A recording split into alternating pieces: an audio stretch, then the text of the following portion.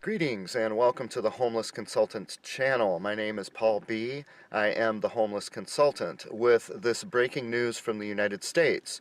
The liberal anti-Trump movement has hired a well-known celebrity to be their official spokesman for the anti-Trump movement.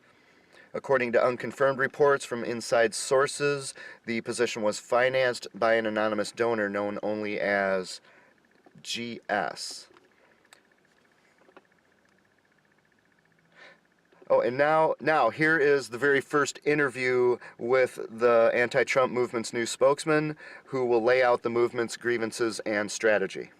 You people have done everything in the world to me. Doesn't that give me equal right?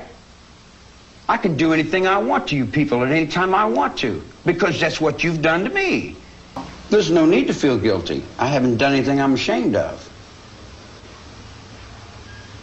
Maybe I haven't done enough. I might be ashamed of that, for not doing enough, for not giving enough, for not being more perceptive, for not being aware enough, for not understanding, for being stupid. Maybe I should have killed 400 or 500 people, then I would have felt better. Then when I felt like I really offered society something. You know, if I wanted to kill somebody, I'd take this book and beat you to death with it, and I wouldn't feel a thing. It'd be just like walking to the drugstore. And my whole life I've burglarized a grocery store, stole some nickels and dimes, busted open a stamp machine, stole a few automobiles, and cashed a couple checks. I'm a petty car thief. I've been with prostitutes and bums and winos and all my life. The street is my world. I don't pretend to go uptown and be anything fancy. I can, but I find more real in the world that I'm in than I do the tinsel. And the real world is the one I have to deal with every day. Perhaps he believes totally in his own mind that he's not guilty. You guys got this stuck in your head that I've murdered somebody. You've got it stuck in your brain that I murdered somebody. What do you want to call me a murderer for? I've never killed anyone. I don't need to kill anyone. I think it. I have it here. I don't fit in society, and I am incompetent. I'm definitely incompetent. No, that's not what I said. Well, I say that. I say that. No, there's nothing wrong with being incompetent because you don't have to do as much. If you're competent, then you got a lot to do. See. But there's another aspect of it too. I've learned to reflect. I just reflect back. I know I don't know. I know I'm stupid. I admit I'm a petty whatever. I've never been a success at anything. I even got to the point where I didn't want to be a success at anything. What would being a success, what does that mean, you know? Money? Oh, I've had all the money in the world 3 times and I had to give it back. That's a stupid little game, you know? My awareness and my consciousness is not the same as somebody that goes to school and has a mom and dad. See, not having parents have left me in another dimension, so to say, you know? I don't have no bad going for nothing. I don't judge. I hardly even think about too much.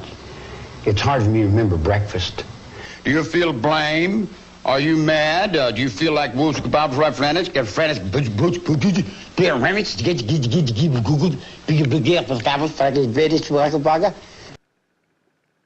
Now I realize that might seem a little facetious, but here's the problem. About 30 years ago, I began studying cults and cult mentality, rhetoric, propaganda, human manipulation, junk science. Because I lost somebody very near and dear to me to a cult forever. I don't like cults.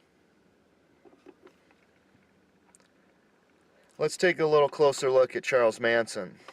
And as I read these off, keep in mind what you're witnessing today with these liberals protesting against Trump. Manson was all about drugs. Do a search on the word weed. Manson sent his girls out to do his dirty work. The Women's March. Manson is socially incompetent. He cannot interact with mature adults.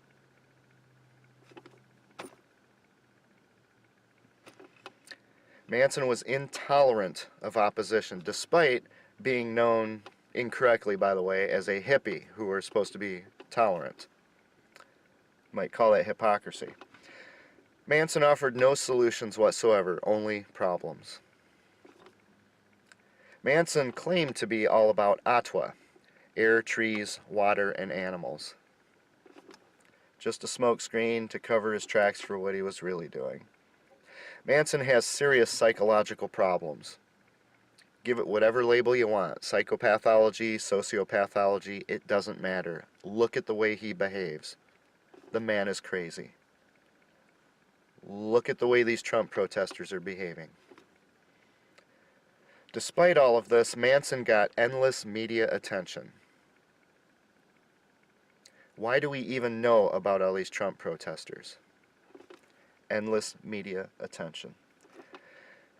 Manson refuses to admit that he was wrong, even as he's, 80 years old, if he isn't already dead. I know he was in the hospital recently. His entire life, he hasn't figured it out. That is really sad. That's why I lost someone I really cared about for the rest of their life to a cult mentality. Manson hated organized religion in favor of some vague New Age spirituality that only existed in his twisted mind, complete with esoteric language and terms, cute little jingo lingo. Manson saw himself as a savior figure, what today you might call a nanny. Does that sound familiar? Manson was part and leader of a dangerous cult. Depending on how you look at it, many have charged that Manson wanted to, or at least thought about, trying to start a race war to serve his personal objectives. Manson had nothing but contempt for authority, especially democratically elected and or appointed authority.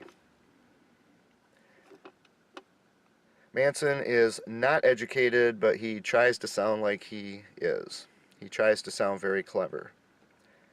And having been in graduate school myself, I can tell you that man could carry a PhD around much of academia today,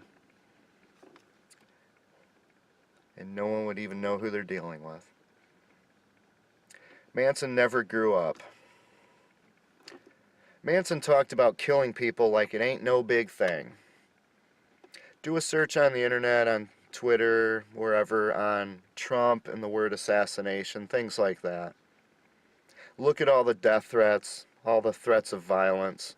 They throw it out, as Manson said there, like going down to the drugstore. Do you see the similarities? Manson used silly pop culture lingo rather than competent adult English. Now, he wasn't a hippie, he was a beatnik. He described himself as a beatnik. He was much older than his so-called family.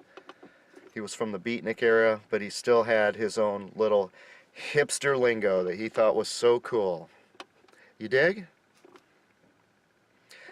Manson ranted and raved incoherently when he could not make a rational argument. What else you gonna do? Look at all the whining and moaning, screaming and crying and Trump protesters. If Manson ran the country, what would it look like? Probably some kind of a chaotic, violent, living hell, wouldn't it? Manson made really bad music, yet he thought he was a musical genius. Madonna et al. Manson has lived off the government, off our tax dollars, almost his entire life, without shame, without remorse. Other people have gone to work at responsible jobs for their entire working career to help pay for him to remain alive. There is good news, though. And I want to emphasize this. If you learn the lessons of history, when the Manson family became known for their sheer insanity, they revealed something about this hippie movement. Clearly the whole hippie movement wasn't that bad, but they were a part of it, and they came to represent it. When the Manson family became known, the hippie movement died almost instantly. The behavior we're witnessing from these Trump protesters is so juvenile, childish, embarrassing, humiliating. It's tragic. If anything, I want to hold their parents accountable for failing to raise their children properly. These people have set back liberalism and the Democratic Party, who can guess how many years?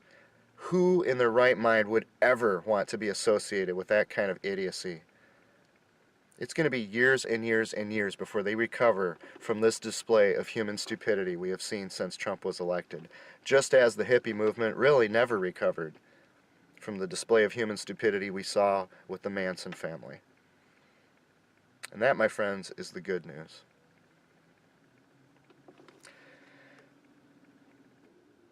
So I just wanted to point out these similarities between Manson and these Trump protesters.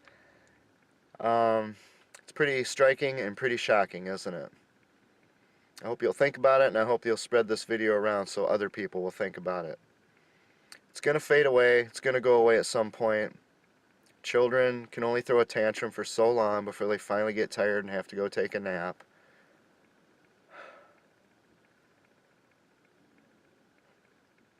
But I can't help thinking about all those homeless people these guys had to walk over and around, try not to trample to death while they were out there doing the protesting. Because I'm one of those homeless people. And you know what? For all their ranting and raving, screaming and moaning about how much they care about other people and helping the poor and disadvantaged, they haven't done a damn thing for me. And I've been asking them to help for more than 2 years. They did absolutely nothing. I'd appreciate it if you would check out my other videos on this site and consider doing something where liberal Minnesota refused to do anything to help. Thank you so much for watching. Oh, garbage dump, oh, garbage dump. Why are you called a garbage dump? Oh, garbage dump, oh, garbage dump. Why are you called a garbage dump?